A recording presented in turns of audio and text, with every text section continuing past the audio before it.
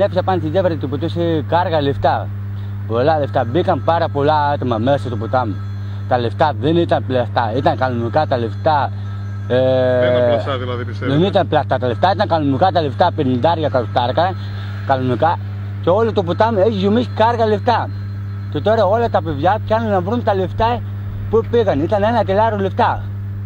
Και το τελάριο τώρα τα λεφτά που πέτυχε μέσα, πιάνουν τα παιδιά από τη γέφυρα με την άλλη γέφυρα κάτω, γεμάτο λεφτά.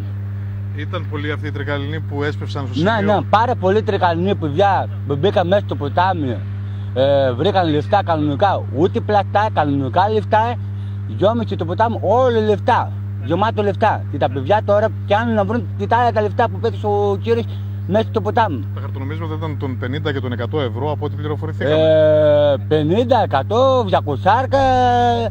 Ήταν τα λεφτά, ήταν πολλά τα λεφτά αυτά. Ήταν ένα κιλάριο λεφτά. Ανέβηκα πάνω στη γέφυρα, και αυτός που τόσε λεφτά κάργα. Το γέμισε όλο το ποτάμι λεφτά. Τον είδε κάποιος αυτόν τον άνθρωπο? Αυτόν τον άνθρωπο, μόλις τον είδαν που κάθεναν στο καφενείο, εκεί παίρναν και πετάνε τα λεφτά, μπήκαν όλοι μέσα να πάρουν τα λεφτά.